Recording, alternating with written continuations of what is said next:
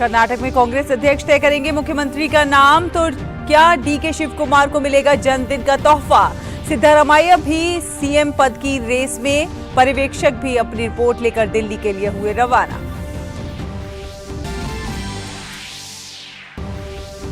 छत्तीसगढ़ के बलौदा बाजार में दर्दनाक सड़क हादसा, एक ही परिवार के 6 लोगों की मौत, मृतकों में 5 महिलाएं और 1 बच्चा शामिल। जम्मू कश्मीर में पुलवामा और शोपियां समेत कई इलाकों में एनआईए के छापा, आतंकी नेटवर्क तोड़ने के लिए टेरर फंडिंग में लिप्त लोगों पर कार्रवाई।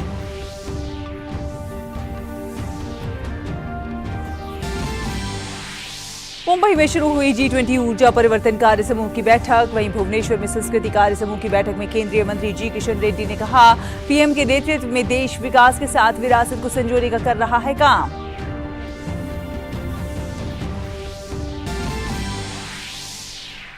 अगले चरण में ज्यादा दिख रहा है तुर्की का राष्ट्रपति चुनाव, एर्दोआन और कमाल के बीच कांटे की टक्कर, लेकिन एर्दोआन को अब भी जीत का भरोसा।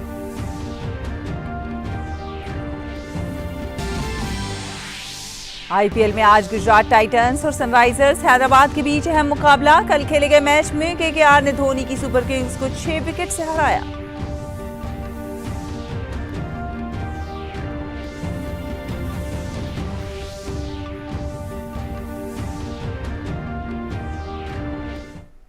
नमस्कार, डीडी न्यूज देख रहे हैं आप और आपके साथ मैं हूं शहला निगार। आइए सबसे पहले बात करेंगे कर्नाटक की, जहां पर इस समय राजनीतिक हलचल काफी तेज है। कर्नाटक में चुनाव जीतने के बाद कांग्रेस में खुशी की जबरदस्त लहर तो है, लेकिन कर्नाटक में कांग्रेस के 2 कद्दावर नेता पार्टी के लिए थोड़ी मुश्किल खड़ी करते हुए नजर आ रहे हैं। सवाल यह है कि कांग्रेस के प्रदेश अध्यक्ष डीके शिव कुमार को सीएम बनाया जाए या फिर सीएम पद संभाल चुके अनुभवी नेता सिद्धारमैया को मुख्यमंत्री बनाया जाए। ये सवाल इसलिए भी लाख टके का सवाल बन चुका है क्योंकि 3 पर्यवेक्षकों और पार्टी महासचिव की मौजूदगी में कल बेंगलुरु में हुए विधायक दल की बैठक में यह तय नहीं हो पाया कि नेता आखिर कौन होगा, बल्कि एक लाइन का एक प्रस्ताव पास हुआ जो ये था कि कांग्रेस अध्यक्ष ही ये तय करेंगे। पार्टी ने पर्यवेक्षक के रूप में महाराष्ट्र के पूर्व मुख्यमंत्री सुशील कुमार शिंदे, कांग्रेस महासचिव जितेंद्र सिंह और दीपक बाबरिया को भेजा है, जो अब बेंगलुरु से दिल्ली लौट रहे हैं। इनके पास वो रिपोर्ट है जो विधायक दल की बैठक में हुई है। आज वो रिपोर्ट पार्टी अध्यक्ष को दिल्ली में सौंपी जाएगी और फिर वही तय करेंगे कि कर्नाटक में शिव कुमार होंगे या फिर सिद्धारमैया। इस बीच कर्नाटक में दोनों ही नेताओं के समर्थक उनके पक्ष में नारे लगा रहे हैं और बड़े बड़े पोस्टर भी लगाए जा रहे हैं।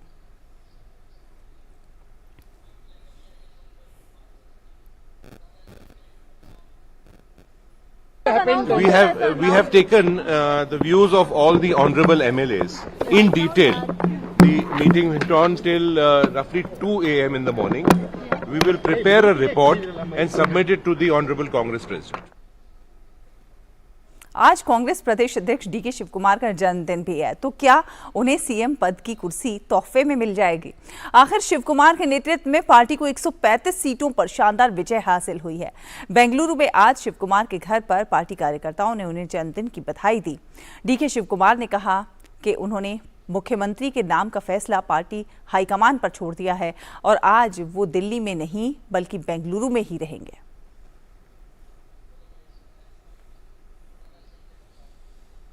We will leave to the High Command. My party High Command will take its call. I have not decided to go to Delhi still, because today I have lot of my people coming from all over the state. I have some small rituals in my house.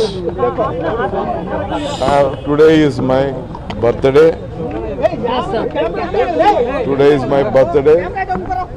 So some pujas, I have to go to my temple, which I believe I have to go there, seek his blessings. और राजस्थान में कांग्रेस की अंदरूनी कलह सचिन पायलट की जनसंघर्ष यात्रा से खुलकर सामने आ चुकी है। आज उनकी यात्रा का 5वां और आखिरी दिन है। राजस्थान के महापुरा में अपनी यात्रा के आखिरी दिन सचिन पायलट ने मीडिया से बात की और ये समझाने की कोशिश की कि उनकी यात्रा कांग्रेस के खिलाफ नहीं है बल्कि भ्रष्टाचार के खिलाफ है। सचिन पायलट ने आज मुख्यमंत्री गहलोत को बातों ही बातों में ये सलाह भी दे डाली कि अब भी उनके पास 6 महीने का वक्त है और वो अपनी गलती सुधार लें। आप भी सुनिए।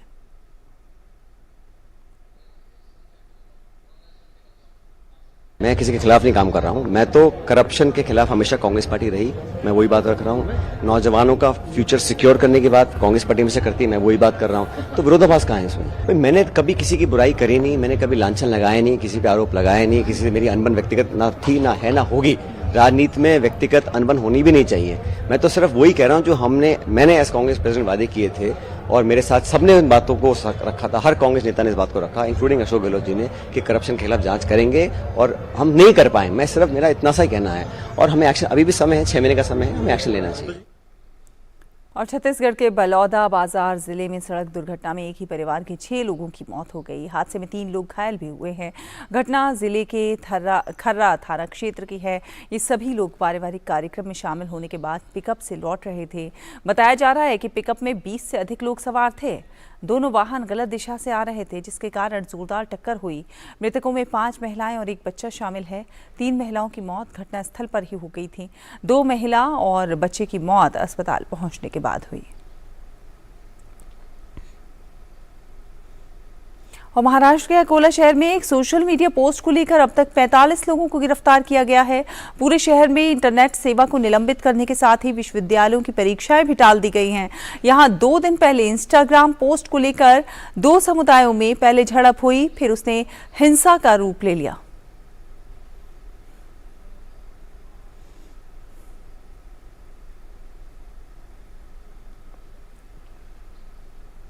महाराष्ट्र में अकोला के बाद अब अहमदनगर में भी उपद्रव की खबरें सामने आ रही हैं। अहमदनगर जिले के शिव गांव में कल रात एक धार्मिक यात्रा के दौरान 2 गुटों में झड़प हो गई, जिसके बाद जमकर पत्थरबाजी हुई। इस दौरान पुलिस के 8 जवान जख्मी हो गए हैं। हालांकि यात्रा के लिए पहले से सुरक्षा के पुख्ता इंतजाम थे। बहरहाल हिंसा और पत्थरबाजी के मामले में पुलिस ने 50 लोगों को हिरासत में लिया है। फिलहाल हालात काबू में हैं। मौके पर बड़ी संख्या में पुलिस बल की तैनाती की गई है।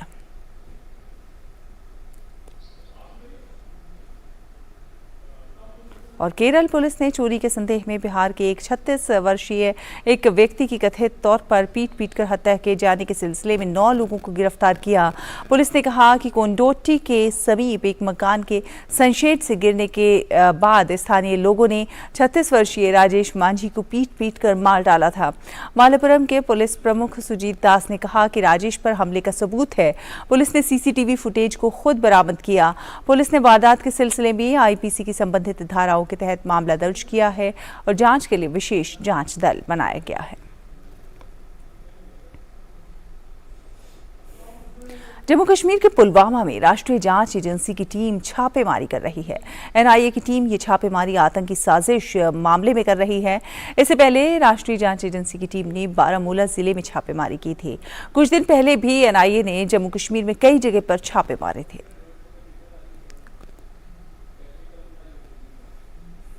पुणे में रक्षा मंत्री Rajnath Singh defence institute of advance technology के दीक्षांत समारोह में शामिल हुए।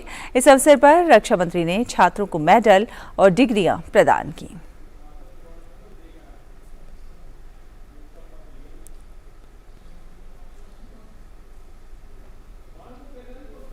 ओडिशा के भुवनेश्वर में G20 कल्चर वर्किंग ग्रुप की मीटिंग का आज दूसरा दिन है।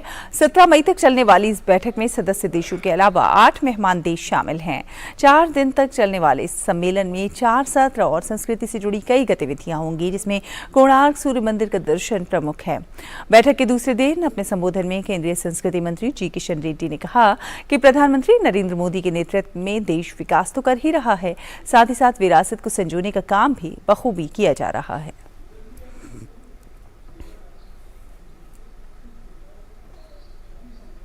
The Government of India, under leadership of Honorable Prime Minister Shri Narendra Modi, has run with the theme of Vikas Bhi और विरासत भी.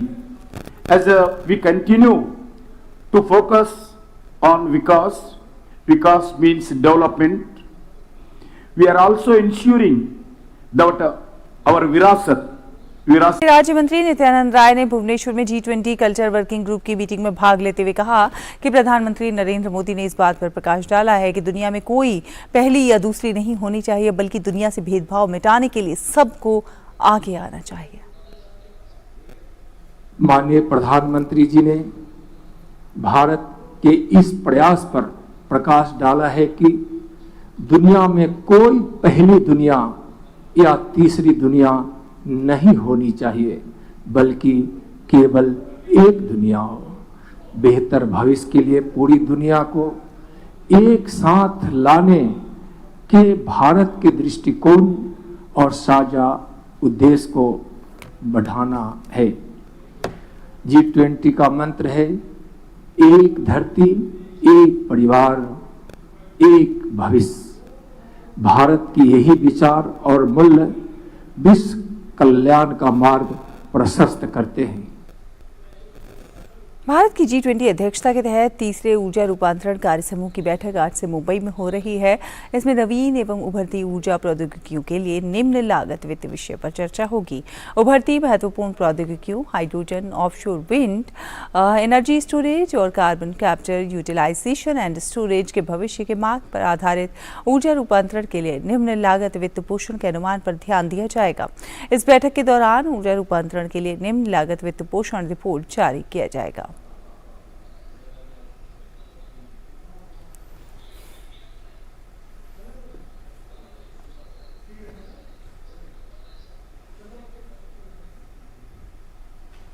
Chief of defence staff general Anil Chauhan आज अमेरिका में इंडो पैसिफिक सिक्योरिटी डायलॉग में हिस्सा लेंगे.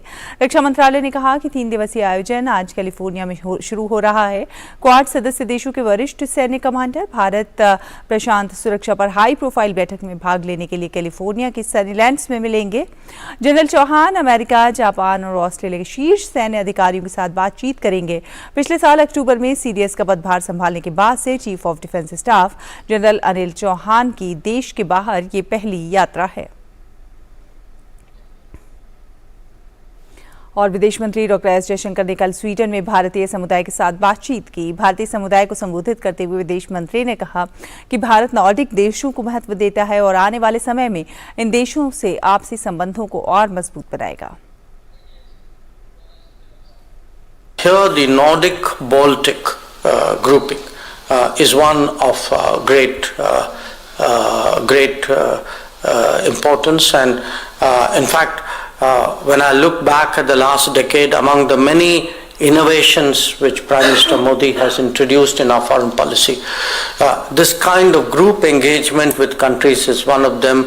We've done it with we had a tradition of doing it with Africa, but we're doing it with the Pacific Islands, we're doing it in other regions in South America, but in Europe the Nordic one is particularly important, and in the coming years we hope in some way to also try to capture the Baltic countries in association with that. और पाकिस्तान में विपक्षी पार्टियों ने आज से supreme court के सामने अनिश्चितकालीन धरने पर बैठने का ऐलान किया है और इस बीच आज इमरान खान के लाहौर हाईकोर्ट में पेश होने की संभावना है. लाहौर में कोर कमांडर के घर में आग लगने और पिछले हफ्ते उनकी गिरफ्तारी के बाद हिंसा की अन्य घटनाओं में इमरान खान के खिलाफ कई मामले दर्ज हुए हैं.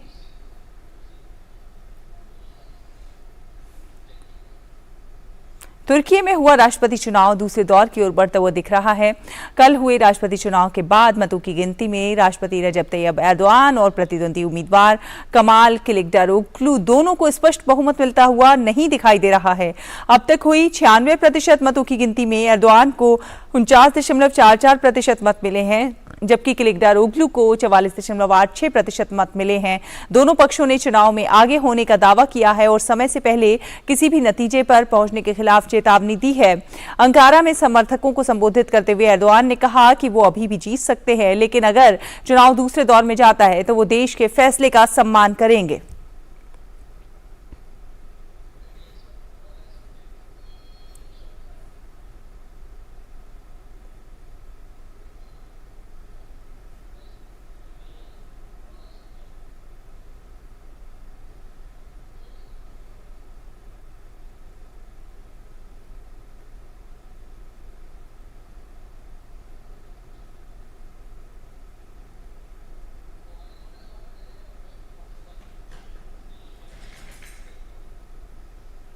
और थाईलैंड में विपक्षी दलों ने सेना के साथ गठबंधन से अलग होने के बाद चुनाव में शानदार जीत हासिल की है। आरंभिक परिणामों से संकेत मिलते हैं कि मूव फॉरवर्ड और फोउथाऊ दल प्रधानमंत्री प्रयुक्त चान-ओ-चा से आगे चल रहे हैं, जबकि अब तक 99% वोटों की गिनती हो चुकी है, लेकिन अभी तक ये स्पष्ट नहीं हुआ है कि अगली सरकार कौन बनाएगा।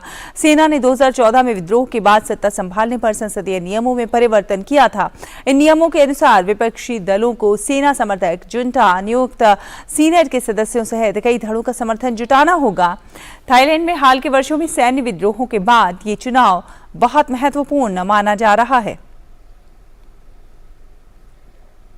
यहाँ एक छोटा सा ब्रेक के उस पार कुछ और खबरें होंगी। आप देखते रहिए डीडी न्यूज।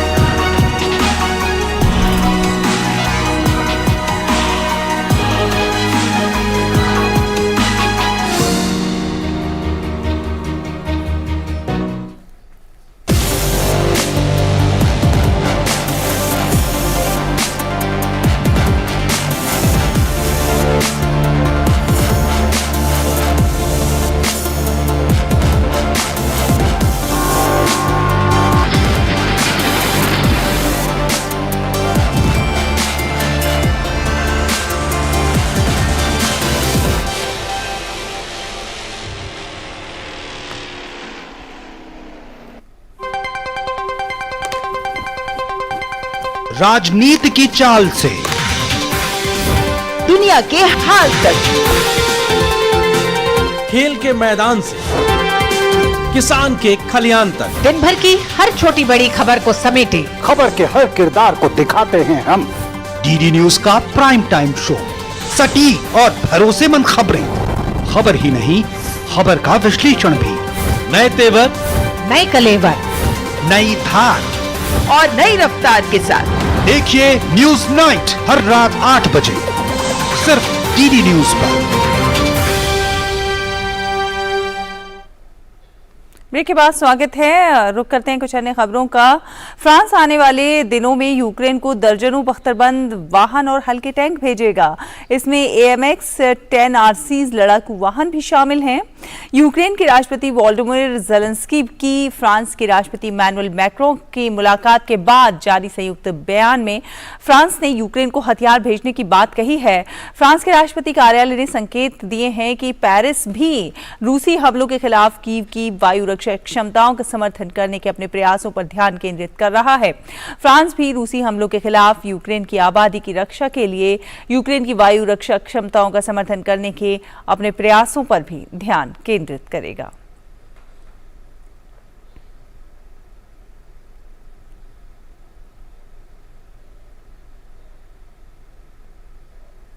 और रूस के रक्षा मंत्रालय ने कहा है कि छोड़ नहीं सके। बयान में कहा गया है कि यूक्रेन के सशस्त्र बलों की इकाइयों द्वारा किए गए सभी हमलों को रद्द कर दिया गया है। दोनों पक्षों को भारी नुकसान पहुंचाने वाले महीनों के युद्ध के बावजूद कोई भी चल रहा संघर्ष कम होने का नाम नहीं ले रहा है। वहीं इस बीच खार्तूम में एक चर्च पर हुए हमले में 5 लोग घायल हो गए, जिसमें चर्च का पादरी भी शामिल है। इस संघर्ष में अब तक कम से कम 676 लोगों की मौत हुई है और 5576 लोग घायल हुए हैं। अब तक लगभग 2 लाख लोग पड़ोसी देशों में भाग गए हैं और 7 लाख लोग सूडान के भीतर ही अलग अलग जगहों पर विस्थापित हो गए हैं। सूडानी अधिकारियों ने संकट प्रबंधन और सहायता पर चर्चा करने के लिए संयुक्त राष्ट्र एजेंसियों के प्रतिनिधियों के साथ मुलाकात की है। सूडान के वित्त मंत्री जिब्रील इब्राहिम ने कहा है कि उन्होंने विशेष प्रतिनिधि के नेता बहादुर राय माझी को कल काठमांडू के बूढ़ा नीलकंठ इलाके से गिरफ्तार कर लिया गया। फर्जी भूटानी शरणार्थी घोटाले के संबंध में 2 सप्ताह पहले अदालत द्वारा गिरफ्तारी वारंट जारी किए जाने के बाद से वो फरार थे। इस घोटाले के तहत नेपाली नागरिकों को भूटानी शरणार्थी होने के फर्जी दस्तावेज बनाकर अमेरिका भेजा गया था।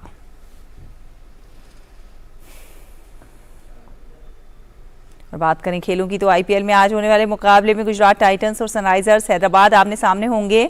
आईपीएल में अब तक गुजरात और हैदराबाद टीम के बीच केवल 2 मैच खेले गए हैं, जहां पर दोनों ही टीमों ने एक मैचों में जीत हासिल की है। गुजरात टीम अपने पहले ही सीजन से लगातार अच्छा खेलते आ रही है, तो वहीं हैदराबाद का रिकॉर्ड इस दौरान कुछ खास नहीं रहा है।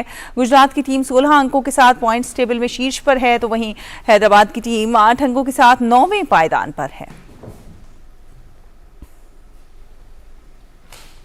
और बात करें आपकी सेहत की तो ल्यूपस एक ऐसी बीमारी है, एक स्वप्रतिरक्षित रोग है। ल्यूपस शरीर के कई हिस्सों को प्रभावित कर सकता है। सही प्रबंधन से लक्षणों को काफी हद तक नियंत्रित करना संभव है। आइए जानते हैं इसके बारे में। इम्यून सिस्टम यानी प्रतिरक्षा प्रणाली संक्रमणों से लड़ती है और इसके लिए एंटीबॉडीज का उत्पादन करती है। स्व प्रतिरक्षित रोग से ग्रस्त होने पर प्रतिरक्षा प्रणाली विदेशी संक्रामक तत्वों की बजाय शरीर के अपने ही स्वस्थ ऊतकों पर हमला करने लगती है। ऐसा ही एक रोग है ल्यूपस, जिसे सिस्टेमिक ल्यूपस एरिथेमेटोसिस यानी SLE के नाम से भी जाना जाता है। ल्यूपस से ग्रस्त होने पर व्यक्ति के रक्त में असामान्य एंटीबॉडीज का उत्पादन होने लगता है, जिसके कारण शरीर की प्रतिरक्षा प्रणाली की कोशिकाएं शरीर के अंगों व ऊतकों को क्षति पहुंचाने लगती है। SLE की जो बीमारी है वो मैनिफेस्ट करती है बुखार के साथ, मुंह में छाले हो जाते हैं, बाल बहुत अधिक झड़ने लगते हैं, हाथ पैरों में दर्द होता है, मांसपेशियों में दर्द हो सकता है, बहुत ज़्यादा थकान महसूस होती है। इसके अलावा बार बार मरीज को मुंह में छाले होते हैं, चेहरे पे चकत्ते आ सकते हैं, जिसे हम फोटो सेंसिटिविटी या फोटोडर्मेटाइटिस कह देते हैं, जो कि धूप में जाने के बाद जो सन एक्सपोज्ड एरियाज हैं उनमें चकत्ते आते हैं। इसके अलावा ल्यूपस का असर बहुत सारे इंटरनल ऑर्गन्स पे आ सकता है और जैसा असर जिस ऑर्गन पर असर होगा उसके लक्षण आने शुरू हो जाते हैं। असामान्य ऑटो इम्यूनिटी का कारण ज्ञात नहीं है, लेकिन जीन्स और पर्यावरणीय कारकों का मिश्रण इस समस्या का कारण बन सकता है। कई ऐसे कारक हैं जो इसके लक्षणों को ट्रिगर कर सकते हैं। जितनी भी ऑटो इम्यून बीमारियां होती हैं उन मरीजों में एक जेनेटिक प्रीडिस्पोजिशन होता है, यानी कि थोड़े बहुत जीन्स हर पर्सन में मौजूद हो सकते हैं।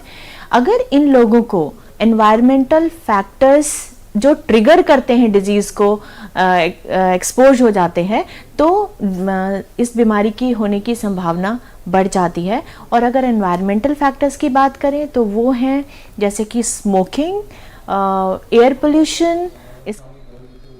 और सीधे लिए चलते हैं आपको गृह मंत्री अमित शाह इस समय मोदी जी की मंत्रिपरिषद में मेरे साथी श्रीमान प्रहलाद जोशी जी, श्रीमान अर्जुन राम मेघवाल जी, केंद्रीय गृह सचिव अजय कुमार भल्ला जी, लोकसभा के महासचिव श्रीमान उत्पल कुमार सिंह जी और आज भारत सरकार के अलग अलग विभाग और कई राज्य सरकारों से उपस्थित आज इस प्रशिक्षण कार्यक्रम में उपस्थित सभी प्रशिक्षु भाइयों बहनों, आज इस कार्यक्रम को शुरू करते वक्त मुझे बुलाने के लिए सबसे पहले मैं लोकसभा सचिवालय का बहुत मन से स्पीकर साहब और लोकसभा सचिवालय का धन्यवाद करना चाहता हूं, क्योंकि एक ऐसी प्रक्रिया है जिसके साथ मैं मन से जुड़ा हूं। संवैधानिक और संसदीय अध्ययन संस्थान ICPS और parliamentary research and training institute for democracy pride, ये दोनों ने संयुक्त रूप से प्रयास कर आज फिर से पार्लियामेंट के बिल्डिंग में लेजिस्लेटिव ड्राफ्टिंग का प्रशिक्षण शुरू किया है। बहुत समय पहले प्रशिक्षण चलता था, मगर उसको बाद में कोई भी कारण से कहीं रुकावट आ गई, बंद हो गया। परंतु लेजिस्लेटिव ड्राफ्टिंग ये हमारे लोकतंत्र का इतना महत्वपूर्ण अंग है कि इसके बारे में दुर्लक्ष्य न केवल कानूनों को निर्बल करता है, पूरे लोकतांत्रिक व्यवस्था को निर्बल करता है। यहां तक कि जुडिशरी के फंक्शन को भी इफेक्ट करता है।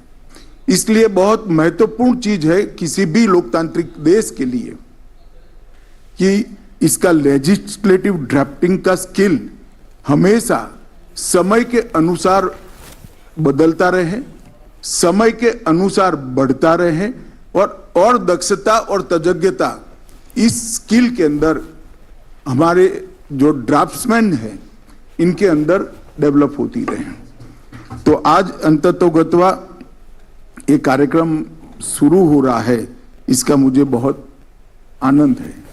मित्रों, आज भारत के महान स्वतंत्रता सेनानी सुखदेव जी की जन्म जयंती है और हमारे पूर्व उपराष्ट्रपति भैरव सिंह शेखावत जी की पुण्यतिथि है। इस अवसर पर मैं दोनों महानुभाव को हृदय से श्रद्धांजलि देते कर मेरी बात की शुरुआत करना चाहता हूं। दुनिया भर में कई देशों में लोकतंत्र है। एक मायने में हमारा लोकतंत्र को दुनिया सबसे बड़े लोकतंत्र के रूप में जानती है। मगर आप जो लेजिस्लेटिव ड्राफ्टिंग से के साथ जुड़े हुए भाई बहन हैं, उन सभी को मैं कहना चाहता हूं कि हम सबसे बड़ा लोकतंत्र तो है ही, परंतु लोकतंत्र का जन्म ही भारत में हुआ था। सबसे पहले लोकतंत्र का विचार ही भारत में हुआ था। महाभारत काल से लेकर मौर्य युग तक और फिर गुप्त साम्राज्य तक हर जगह पे कोई न कोई शासन व्यवस्था के जो विकल्प थे उसमें लोकतांत्रिक व्यवस्था थी। आप लोगों को आश्चर्य होगा कि महाभारत आपने पढ़ा होगा, उसमें श्री कृष्ण का जो यादव गणराज्य था वो गणराज्य था। इसका कोई राजा नहीं था, नायक हुआ करते थे, नायक का चुनाव होता था। और उसके बाद मगध साम्राज्य का समय आया, एक साम्राज्यवादी सोच, बहुत बड़ी सोच थी। इसके सामने भी वैशाली, मल्ल, कई गणराज्य थे जिन्होंने बहुत अच्छे शासन के उदाहरण दुनिया के सामने पेश किए थे। हम भारत में लोकतंत्र की जननी के संस्कार को समाहित किए हुए लोकतंत्र को आज हमारी जड़ें बहुत नीचे तक पहुंच चुकी है। हमारे संविधान निर्माताओं ने इतनी अच्छी तरीके से संविधान बनाया है कि ये संविधान को एक प्रकार से दुनिया का सबसे परिपूर्ण संविधान माना जाता है, क्योंकि हमारे संविधान निर्माताओं ने हमारे देश की जो परंपरागत लोकतांत्रिक व्यवस्था और लोकतांत्रिक संस्कार थे उसको तो हमारे संविधान में समाहित किए ही, परंतु आज के समय की जो रिक्वायरमेंट थी इसके अनुसार एक आधुनिक संविधान देने का भी प्रयास किया। तो संस्कार तो हमारे पुराने जो लोकतांत्रिक व्यवस्था के थे उसको झस के तस लेकर आए, उसकी आत्मा वही रही, परंतु व्यवस्था आधुनिक दुनिया में सबसे अच्छी व्यवस्था बनाने का काम हमारे संविधान निर्माताओं ने किया। जहां तक संविधान का सवाल है, 3 बड़े पिलर्स लोकतंत्र के बनाए गए हैं।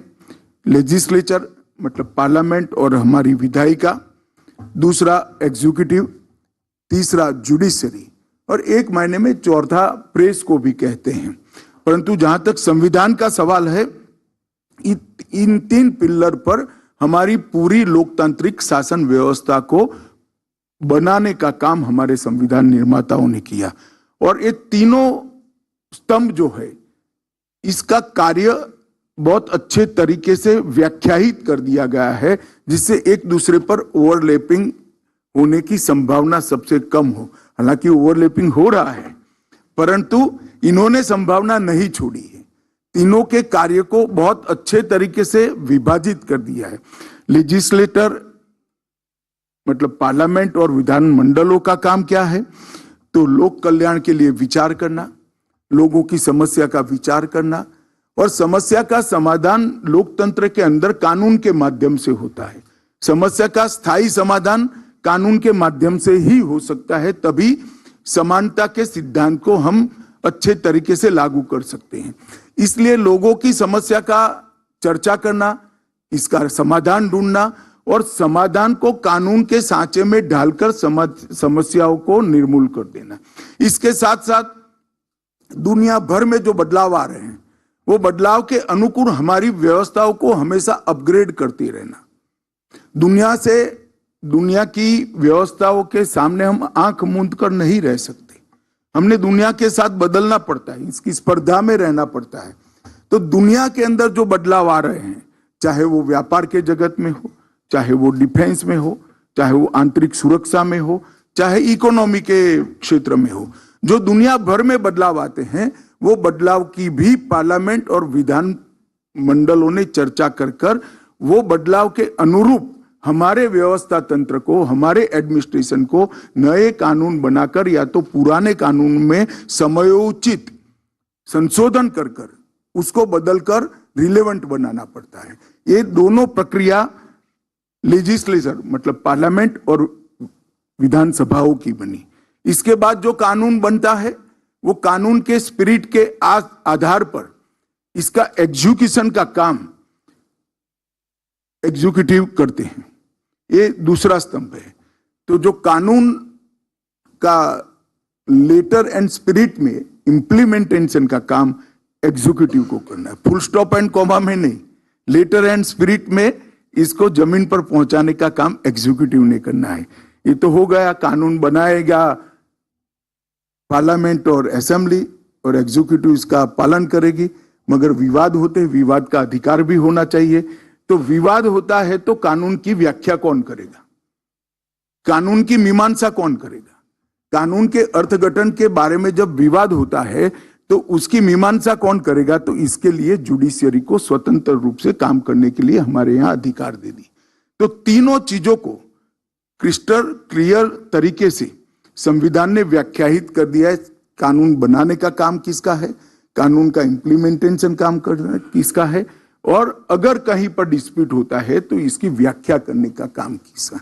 ये तीनों स्तंभों के अंदर हमारे टोटल लोकतांत्रिक व्यवस्था को बांटने का काम हमारे संविधान निर्माताओं ने किया। अब जब कानून बनाने का काम पार्लियामेंट का है तो कानून बनाने का काम पार्लियामेंट का है। जो विधायक होते हैं, सांसद होते हैं, वो लेजिस्लेटिव विधा के जानकार नहीं होते हैं, वो जनप्रतिनिधि है। वो जनता की अपेक्षाओं को जानते हैं, जनता की दिक्कतों को जानते हैं और उस पर पॉलिटिकल विल से एक निर्णय करते हैं। एक निर्णय कर लिया, परंतु उसको कानून के सांचे में ढालने का काम किसका है? तो उसको कानून के सांचे में ढालने का काम आप लोगों का है। और ये बहुत महत्वपूर्ण बात है। पॉलिटिकल विल जो कैबिनेट की होती है, पॉलिटिकल विल जो पार्लियामेंट की होती है, इसको कानून के सांचे में ढालने का काम लेजिस्लेटिव डिपार्टमेंट का होता है। और इसीलिए आज मैं आपको ये बताने आया कुछ सबसे महत्वपूर्ण बात, सबसे महत्वपूर्ण काम आपके पास है। पॉलिटिकल विल को, लोगों की समस्याओं का समाधान करने के रास्तों को और देश की अलग अलग प्रकार की जरूरत है, चाहे डिफेंस की हो, चाहे इंटरनल सिक्योरिटी की हो, चाहे इकोनॉमी की हो, चाहे इंडस्ट्रियल डेवलपमेंट की हो, या सुचारू रूप से तंत्र चलाने की, ये सभी को जो इच्छा पार्लियामेंट की और कैबिनेट की है उसको कानूनी स्वरूप देने का काम आपका है। तो ड्राफ्टिंग ये बहुत महत्वपूर्ण है। ड्राफ्टिंग जितना अच्छा होगा, एग्जीक्यूशन इतना सरल हो जाएगा, एग्जीक्यूटिव गलती नहीं करेगी। ड्राफ्टिंग जितना अच्छा होगा, जुडिशरी को भी ओवरस्टेप करने का मौका नहीं मिलेगा। अगर ड्राफ्टिंग में ग्रे एरिया छोड़ देते हो तो व्याख्या करते वक्त कोई एंक्रोचमेंट कर सकता है। ड्राफ्टिंग परिपूर्ण है, ग्रे एरिया ही नहीं है, स्पष्ट है, तो इसकी व्याख्या स्पष्ट हो जाएगी, एग्जीक्यूशन के वक्त भी हो जाएगी और जुडिशियल रिव्यू के वक्त भी हो जाएगी। ड्राफ्टिंग जितना लचर होगा, जुडिशियल रिव्यू में इतना ग्रे एरिया की व्याख्या करने का अधिकार जुडिशरी का बढ़ता है। जुडिशरी के अधिकार से कोई दिक्कत नहीं है, परंतु लेजिस्लेटर की मंशा को कानून में रिफ्लेक्ट होना चाहिए। तो जब आप कानून बनाते हो उस वक्त कैबिनेट की जो स्पिरिट है, वो स्पिरिट को, कैबिनेट के प्रस्ताव को स्पिरिट के साथ, इसकी स्पिरिट को समझकर, संविधान की स्पिरिट को समझकर, दोनों का सामंजस्य कर कानून में ढालने का काम करना है। एक तरीके से देखें तो पार्लियामेंट सरकार का सबसे शक्तिशाली अंग है, परंतु वो शक्तिशाली अंग की ताकत कानून है और कानून अच्छा बनाने का काम आप सभी का है। इसीलिए ये प्रशिक्षण एक मायने में बहुत जरूरी है और इसीलिए मैं आप सभी को एक निवेदन करने आया हूं कि इस प्रशिक्षण को खाना पूर्ति समझकर मत करना। लेजिस्लेटिव ड्राफ्टिंग किसी भी देश को अच्छा चलाने की सबसे महत्वपूर्ण विधा है। अगर देश को अच्छा चलना है, देश के संविधान के जो कामों के बीच में बंटवारे, इसके बीच में क्लैश भी नहीं होना देना है, तो लेजिस्लेटिव ड्राफ्टिंग बहुत अच्छा होना चाहिए। और मैं इसके लिए आप सभी को कहता हूं कि पार्लियामेंट की और लोगों की इच्छा को कानून में ट्रांसलेट करते वक्त ढेर सारी चीजों का हमें ध्यान रखना होता है। संविधान, लोगों के रीति रिवाज, संस्कृति, ऐतिहासिक विरासत, शासन व्यवस्था की संरचना, समाज की प्रकृति, देश की सामाजिक आर्थिक विकास की स्थिति और अंतर्राष्ट्रीय संधि और हमारा दायित्व, ये सब सोचकर एक पॉलिटिकल विल आपके सामने आती है, तब आपको इसको कानूनी स्वरूप पहनाना होता है। और अगर इसकी सबसे कई सारी रिक्वायरमेंट है, मैं बहुत हरीडली बताना चाहूंगा, बाद में हम स्पीकर साहब को सुनना चाहते हैं। मित्रों, लेजिस्लेटिव ड्राफ्टिंग ये विज्ञान नहीं है और लेजिस्लेटिव ड्राफ्टिंग कला भी नहीं है।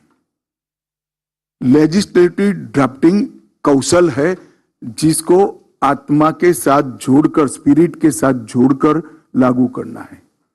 तो लेजिस्लेटिव ड्राफ्टिंग के कोई फिक्स रूल्स नहीं होते, आपको पढ़ाए जाएंगे रूल्स, मगर वो सभी रूल्स से ऊपर संविधान के स्पिरिट को समझकर उसको जमीन पर उतारना, वो आपका काम है। इसके साथ साथ संविधान की स्पिरिट हम तभी समझेंगे जब अच्छी जानकारी संविधान की होगी और ग्रे एरिया को मिनिमाइज करने पर हमेशा ध्यान रखना चाहिए। कानून हमेशा सुस्पष्ट होना चाहिए।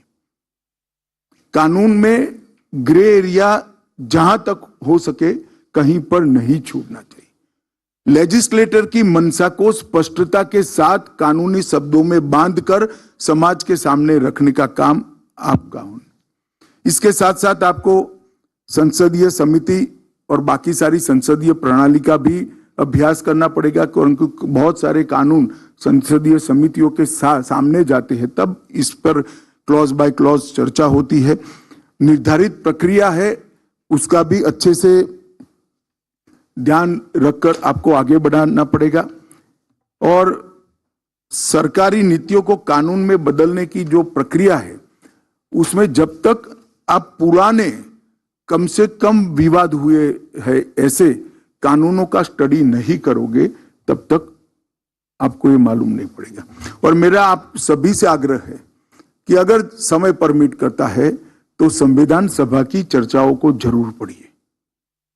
संविधान सभा की चर्चाओं में एक एक चीज को तय करते वक्त जो विचार हुए हैं, ये अगर आप समझ लेंगे तो संविधान की आत्मा को समझने में बहुत सरलता हो जाएगी। मैं मेरा खुद का अनुभव कहता हूं, जब तक मैं संविधान सभा की चर्चाओं को नहीं पढ़ा था, मैं देश के लोकतंत्र को नहीं जानता था। मैं देश के लोकतंत्र को तभी जानने लगा जब मैंने संविधान सभा की चर्चाओं को पढ़ा। संविधान सभा की चर्चाएं बहुत जरूरी है। लेखन का एक कौशल होता है, विराम चिन्हों का उपयोग और पूर्ण विराम का उपयोग बहुत कुशलता से के साथ लेजिस्लेटिव ड्राफ्टिंग में करना चाहिए। ड्राफ्टमैन की भाषा पर पकड़ भी ठीक होनी चाहिए।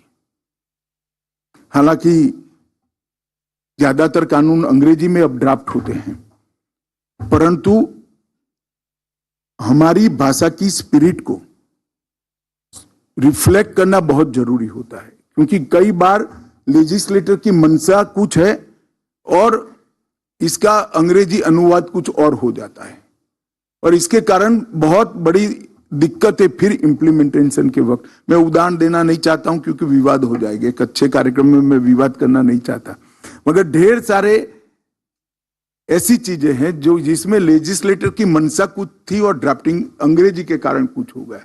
तो हमने भाषा की पकड़ भी रखनी चाहिए और मूल स्पिरिट को हमारी भाषा के अनुसार उसका जो स्पिरिट है उसको समझकर शब्द की जगह जरूरत पड़े तो वाक्य में भी व्याख्यायित करते हुए नहीं झिझकना चाहिए।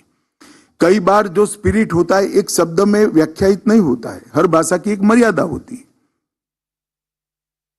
तो उसको वाक्यों में भी व्याख्यायित करने का धैर्य और हिम्मत रखनी चाहिए। हमने स्पिरिट को जस का तस ट्रांसलेट करना ये हमारा महत्वपूर्ण काम है। सिर्फ अनुवाद से काम नहीं होगा, भावानुवाद करना चाहिए। भाषा का अनुवाद होता है और हमने भाव का अनुवाद करना है, जो स्पिरिट है उसका अनुवाद करना है। तो ये बात हमेशा हमने ध्यान में रखनी चाहिए। कैपेसिटी बिल्डिंग, मैं लोकसभा के सेक्रेटरी जनरल साहब को कहता हूं कि ये कार्यक्रम बहुत अच्छा किया है। मेरा ही रिक्वेस्ट था कि मुझे बुलाइए, परंतु ये निरंतर चलने वाली प्रक्रिया है।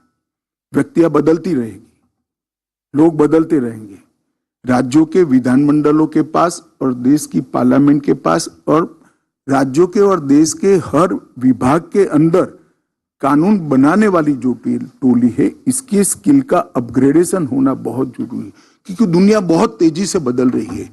बदलती हुई दुनिया के साथ हमें कदम उठाने होंगे। हमारे कानूनों को सांप्रत समय की रिक्वायरमेंट्स, आज की जरूरियातों के हिसाब से नए सांचे में भी ढालना होगा। और अगर इतनी ओपननेस हम नहीं रखते हैं, इतना खुलापन नहीं रखते हैं, तो हम कालबाह्य हो जाएंगे, इरिलेवेंट हो जाएंगे। तो हमने खुलेपन के साथ दुनिया में आते हुए बदलावों को समझकर कानून बनाना है, इसको भी हमने देखना चाहिए। और जितना हो सके उतना कानून सरल और स्पष्ट शब्दों में ड्राफ्ट करना चाहिए। बहुत क्लिष्ट शब्दों में ड्राफ्ट किया हुआ कानून हमेशा विवाद खड़ा करता है। कानून जितना सरल और स्पष्ट शब्दों में होता है इतना बिन विवादित होता है। कानून का स्पिरिट आपका काम नहीं है, आपके कौशल की परीक्षा क्या है। कोर्ट को इसमें एक भी सुधार न करना पड़े, व्याख्या न करनी पड़े, ये अच्छे ड्राफ्ट किए हुए कानून की परीक्षा है। कोर्ट को इंटरवीन करने का मौका न देना पड़े, ऐसा कानून बनाना ये अच्छे कानून की ड्राफ्टिंग की मेडल है। तो हमारा लक्ष्य होना चाहिए कि सरल और स्पष्ट भाषा में कानून को ड्राफ्ट करना चाहिए। मोदी जी के प्रधानमंत्री बनने के साथ हमने कानूनों के क्षेत्र में ढेर सारा काम किया है। 2015 से अब तक कई सारे इरिलेवेंट कानूनों को निरस्त करने का काम हमने किया है। लगभग 2000 के आसपास कानूनों को निरस्त कर दिया। कानूनों को जंगल से वकीलों को और समाज को दोनों को मुक्ति देने, अदालतों को भी मुक्ति देने का काम नरेंद्र मोदी सरकार ने किया है। और ढेर सारे नए कानून जो समयानुकूल जरूरियात थी उसको बनाने में भी ये सरकार नहीं झिझकी है। मैं आपको अंत में एक ही उदाहरण देता हूं, धारा 370 का। पूरा देश जानता है कि धारा 370 नहीं रहनी चाहती।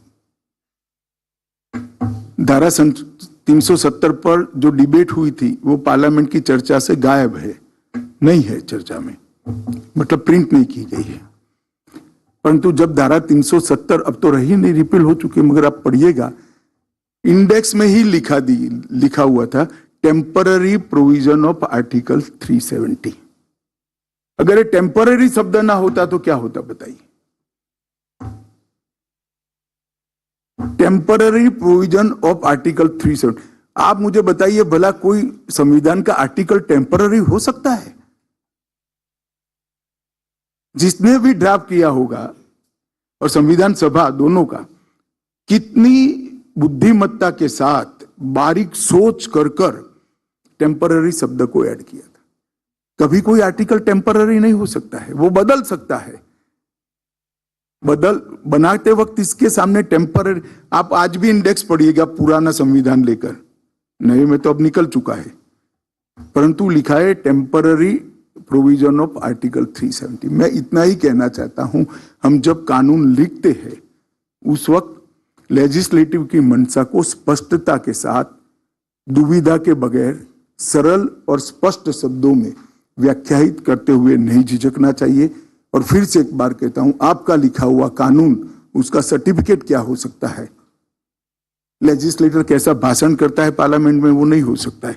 25 साल तक उस पर कानूनी विवाद न हो और कोर्ट इसके अंदर इंटरवीन न करे, वो ही सर्टिफिकेट आपके लिखे हुए कानून का हो सकता है।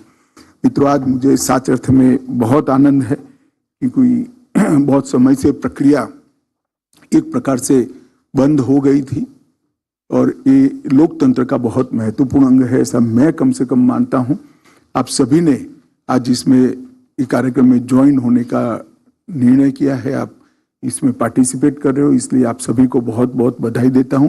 और स्पीकर साहब और सेक्रेटरी जनरल को भी और पार्लियामेंट्री अफेयर्स के हमारे दोनों साथियों को भी मन से बधाई देता हूं कि कार्यक्रम को पुनर्जीवित किया है और ये निरंतर चलता रहेगा, ऐसी आशा करता हूं। आप सभी को ये 3 दिन के कार्यक्रम के लिए, 23 तक के कार्यक्रम के लिए बहुत बहुत शुभकामनाएं। नमस्कार। ये विधायी प्रारूपण पर प्रशिक्षण कार्यक्रम चल रहा था, जहां पर संसद भवन परिसर से गृह मंत्री अमित शाह को आप सुन रहे थे, वो संबोधित कर रहे थे।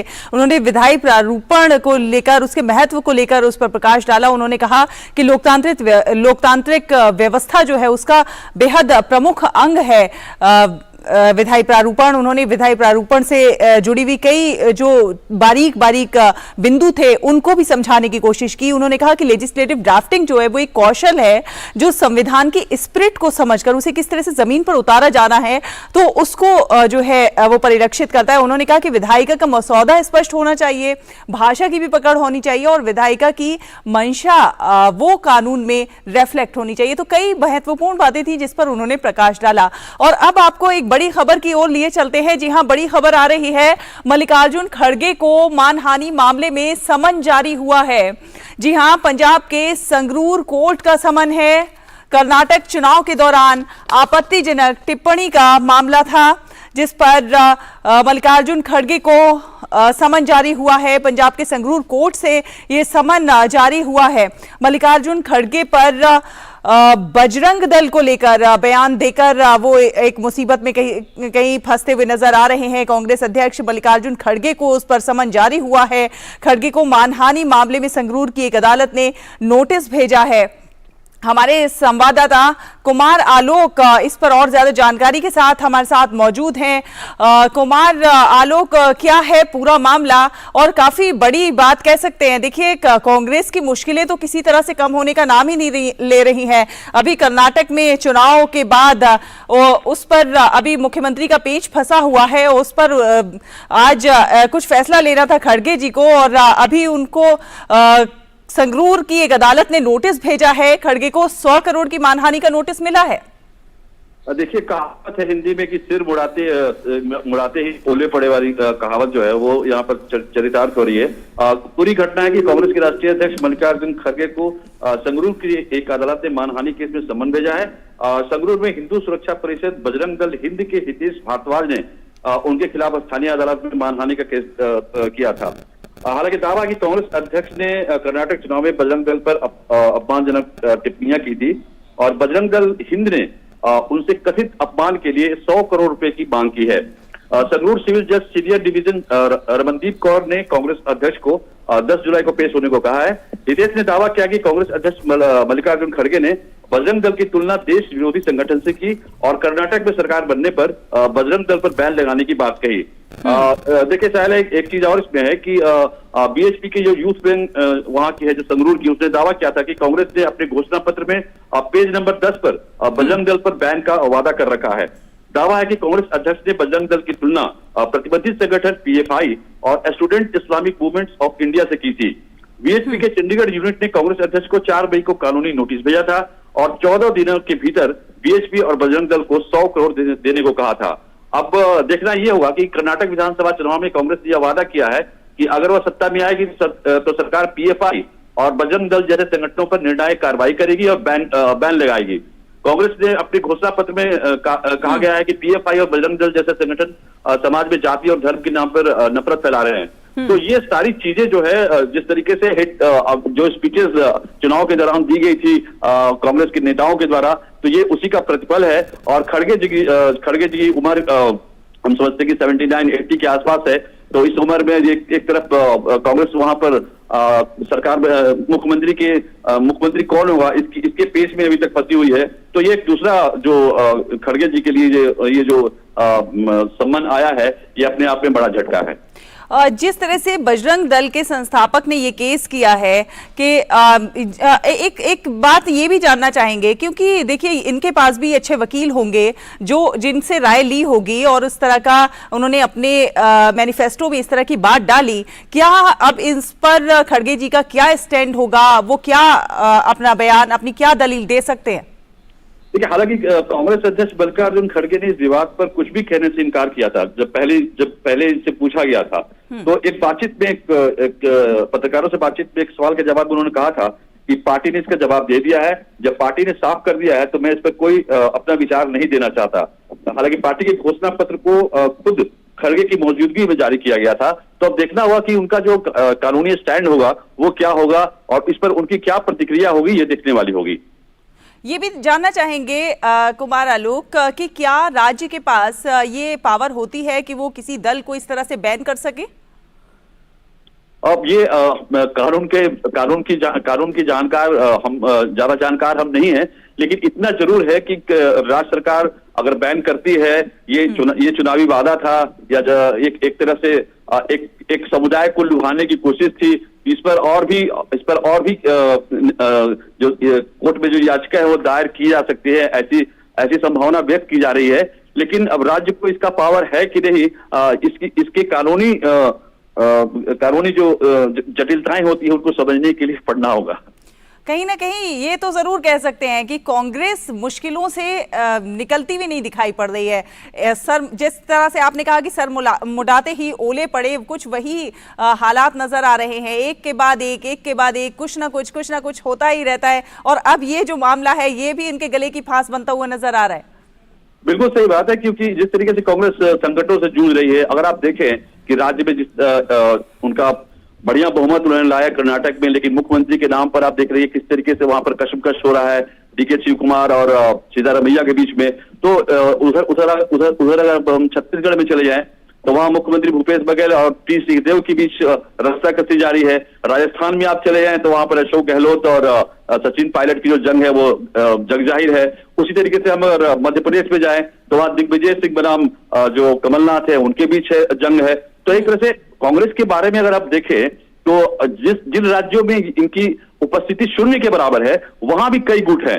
अगर हम तेलंगाना की बात करें, अगर हम बिहार की बात करें, अगर हम यूपी की बात करें, तो इन चीजों को देखते हुए ये जो संकट है कि खासकर राष्ट्रीय अध्यक्ष कांग्रेस के लिए, ये अपने आप में उनके लिए एक हम कहें कि जटिलताओं से भरा होगा। और बिल्कुल कुमार आलोक, हम ये भी देख रहे थे कि बजरंग दल वाले मुद्दे पर भी कांग्रेस में दो फाड़ नजर आ रहे थे। एक तरफ राज्य में वो अपने मैनिफेस्टो में बजरंग दल को बैन करने की बात कर रहे हैं, वहीं दूसरी तरफ अगर उनके जो राष्ट्रीय नेता हैं उनसे बात की जा रही है तो वो कह रहे हैं नहीं, हमारा तो ऐसा कोई इरादा नहीं है, हम तो बैन करने की सोच भी नहीं सकते। तो इस तरह के जो दो बयान थे ये भी अपने आप में काफी हास्यास्पद। देखिए, अगर हम कर्नाटक के रिजल्ट को देखें, अगर गौर से आप देखते हैं, अगर उसका हम विश्लेषण करते हैं तो आप देखें कि बीजेपी का जो वोट बैंक है पिछले चुनाव में, जो उनका वोट बैंक नहीं, वोट प्रतिशत, वोटों का जो प्रतिशत है वो लगभग बराबर मिला है।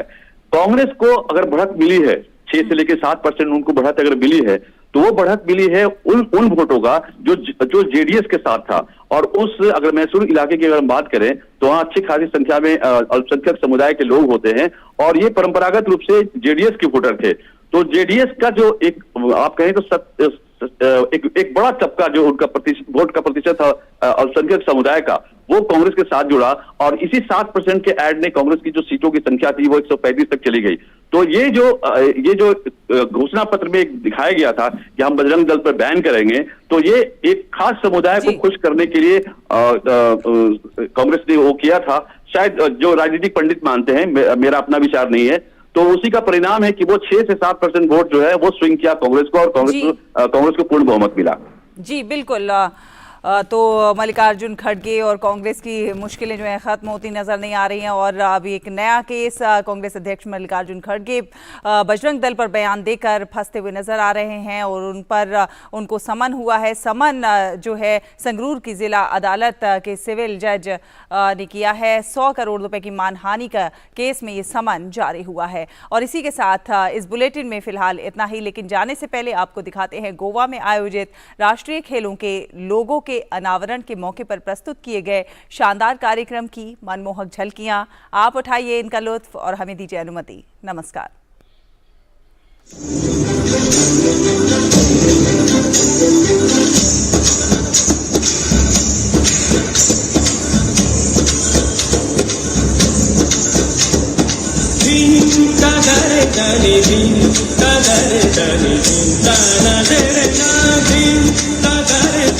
Din